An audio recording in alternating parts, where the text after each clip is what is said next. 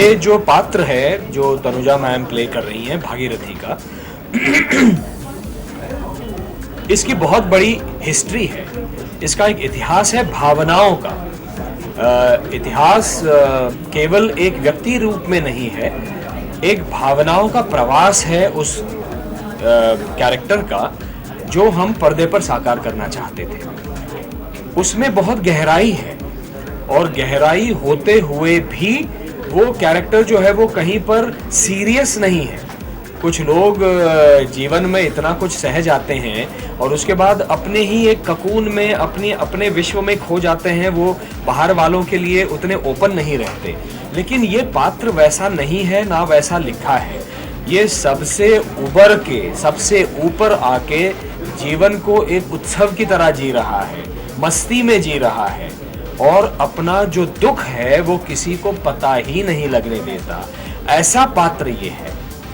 ये बात सही है कि मराठी में बहुत सारी अभिनेत्रियां हैं जो इस पात्र को निभा सकती थी, लेकिन मुझे एक ऐसी व्यक्ति चाहिए थी जो क्षण मात्र में उस दुख में डूब जाए और क्षण मात्र में एकदम से उबर के अरे ये वही व्यक्ति है जो काम कर रही है, ऐसा जैसे पानी होता ना जो रंग बदलता है, उस तरह से एक अभिनेत्री मुझे चाहिए थी।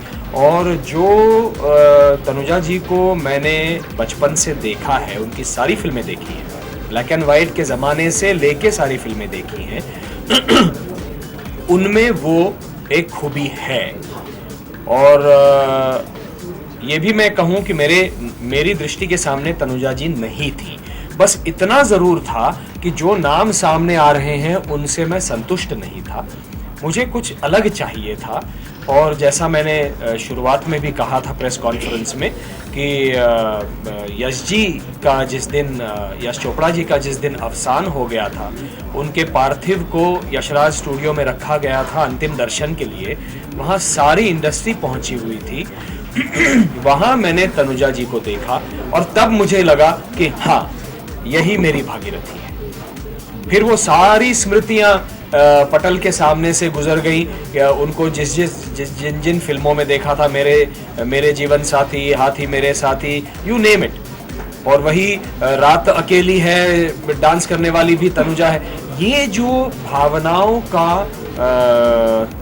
की तरलता, जिस सहजता से तनुजा जी ने अपने करियर में साकार इनको किया है, मुझे ऐसी ही अभिनेत्री चाहिए थी और वो मुझे मिली।